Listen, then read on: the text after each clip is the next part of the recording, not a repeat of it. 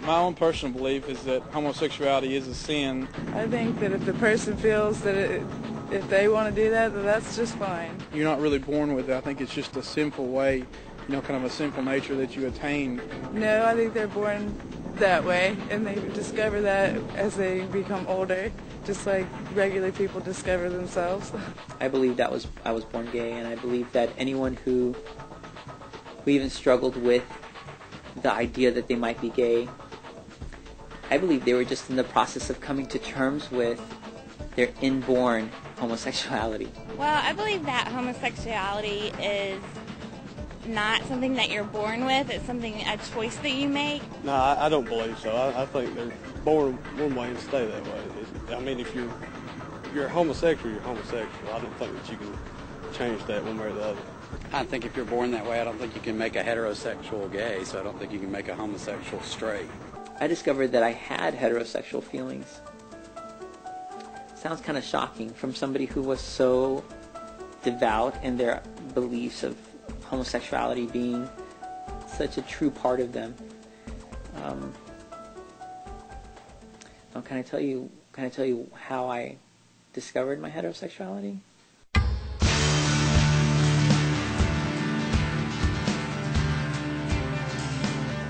The way I discovered homosexuality was I went to the public library. My parents were very conservative, so they never told me anything about sex. I never even had the talk. We never had it at all. And I found a book, and I remember opening the book, and this was way back when, I don't know, it was like a 70s book, had pictures of men and women naked. And instead of being attracted to or curious about the page that had the women, I looked at the men.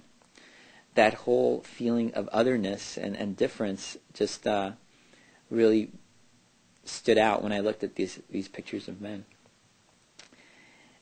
And just right then, my curiosity crossed over from being a curiosity about, the strengths that I saw in these guys who were on the football team and the basketball team, to being a curiosity about the male body.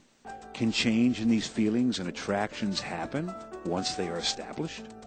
Well, within the mental health profession, there's almost a unanimous consensus that homosexual orientation is pretty fixed. And that when you hear of a person who says that they were gay and they've become ex-gay, that if you really interview them, they will acknowledge that the change is really in the way they view themselves, but their actual feelings and fantasies have not really changed.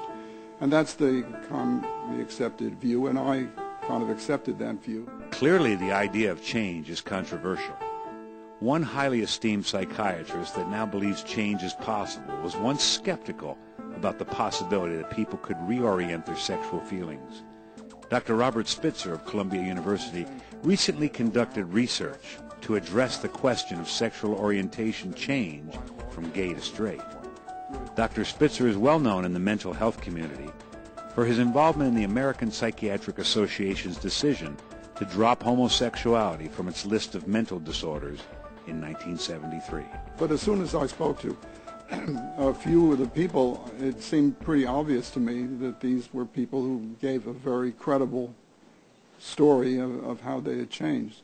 So the real purpose was to see whether it was true that essentially no one could change. Now, it was not a study of how often people can make that change, but it was a study of whether there are some people who can make a change in more than just how they view themselves, but also in their fantasy and their arousal. Will the mental health professions reevaluate their official skepticism toward those who view themselves as ex-gay? Dr. Spitzer is not optimistic. Well, I think they should. They will not be. It's not going to happen in the near future. There's no way it's going to happen. I think the only issue is whether it goes beyond the position statements, whether they go to, saying it's an ethical violation to do this kind of therapy. But those position statements are not going to change. There's a gay activist group that's very strong and very vocal and recognized officially by the American Psychiatric Association. There's nobody to give the other viewpoint. There may be a few people who believe it, but they don't talk.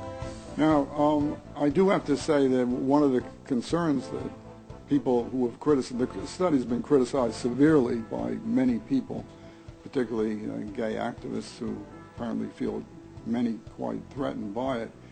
I think they have the feeling that in order for them to get their civil rights, it's helpful to them if they can present the view that once you're homosexual, it can never change, which may actually, they may be right, that politically it does help them, but it may not be scientifically correct.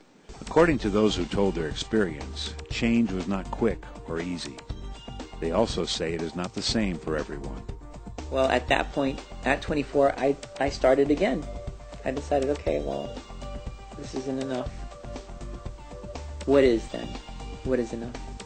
I took a harder look at the roots of my decisions and my decision to become gay identified. And when I started looking at that and opening myself up to that, I discovered my own heterosexuality. I discovered that I had heterosexual feelings. Every single person who is gay identified has a completely different story. There might be similarities, but they're different people in different parts of the world, and they've got different stories. They arrive there differently. So I don't think that it's safe to expect to arrive at change the same way.